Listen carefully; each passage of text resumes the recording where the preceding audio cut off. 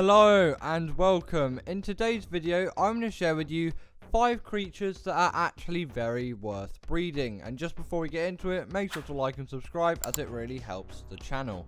In at number 5 is the Stego. Now, in every Ark situation, you are always going to want to have yourself some kind of herbivore. And unlike something like the Bronto, this thing isn't too big and it is unlocked and actually reasonably easily tameable at quite a low level, which is why I have put it here instead of the Bronto. Yes, the Bronto is going to gather you a lot more berries, but it is just so slow and just so big, and if you don't have cryopods at the time, they can be a big nuisance. But the Stego, once breeded, can get rid of all of the things that are actually bad about the Stego. If you breed it enough, you can actually get high stamina mutations on it, and a lot of weight mutations as well. So it can travel longer distances and gather more berries, as it can carry more berries inside its inventory, which really is a benefit, because the most annoying thing about gathering berries is simply that you get to max weight simply so fast. But if you have loads of weight because of a weight mutation and loads of stamina, that simply won't happen as often, and you can just gather the amount you need at the time and simply head back to base with no problems and no return trips halfway along, meaning that you can have a much more successful and enjoyable harvest. You may think that harvesting shouldn't be enjoyable, but I would definitely disagree. In at number 4 is the Rex. Now, if you have watched any Ark 100 Days videos on the island, then you will know the Rex is a crucial part of all of those videos, unless there is another sort of challenge, like in Rampy's video where he only used raptors.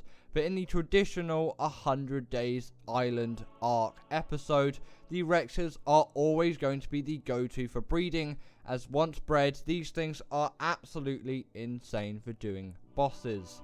And yes, if you even just have default ones, these are great for bosses as well, but breeding is just going to get them so much of a higher health stat, which means they can survive longer through bosses, and their damage is going to be higher, which really does make a difference. And if you've watched any of Syntax videos, he has loads of videos of mutating creatures just to get them ready for bosses. Now, you don't have to go all the way to the extent that Syntax does, but definitely a good bit to get a health mutation and a melee mutation is a great shout on the Rex for doing any kind of bosses, as it is going to make it a lot easier for you, especially if you are on a server with more default settings, as it is going to seem like my Rex just simply does not have enough health, or it just can't deal enough damage fast enough to actually kill the boss that I'm trying to fight.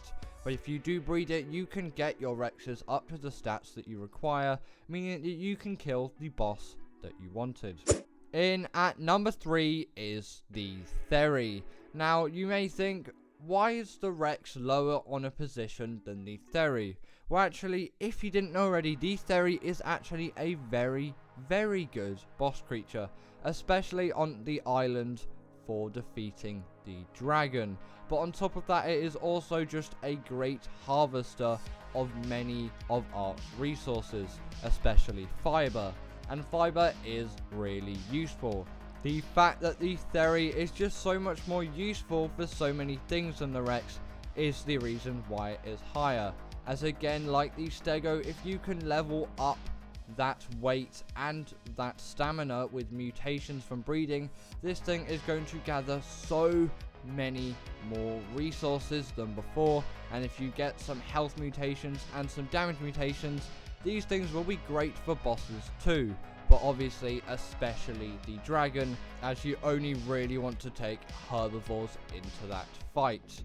The Theory is definitely a useful creature for all of these scenarios that I've just talked about, and it is definitely a creature worth breeding. And also, at the time that you're at the level to breed some Theories, you are going to be reasonably advanced in the game, and these things really aren't that difficult to raise. but it is pretty much similar with most creatures. In at number 2 is the Mantis.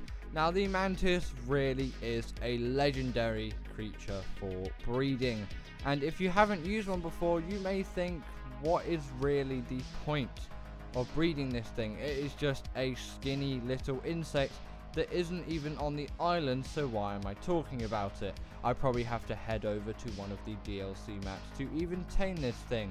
But no, you can find this thing on Raasclark, which is a free map. Yes, their tame may be very difficult, as you have to use woolly rhino horns or deathwind horns if you are on their original map, which is Scorched Earth. But to be honest, once you have got one of these things tamed, they are so worth it. And actually, I would recommend taming 2 high levels first, 1 male and 1 female, as if you didn't know, insects can breed now, and if you didn't know, insects couldn't used to breed, but now they can, which means you do not have to go out spending so much time gathering all of those woolly rhino horns or deathwind horns to actually tame yourself a mantis. But once you have one tamed, what are you going to use it for? If you're on Scorched Earth, this is actually a great creature if you're trying to defeat the Manticore. But on other maps, this thing is a great harvester of a lot of resources, as in its hands it can hold any type of melee weapon. But just do take into mind that durability on those things are going to drop. And finally, in at number 1 is the RG.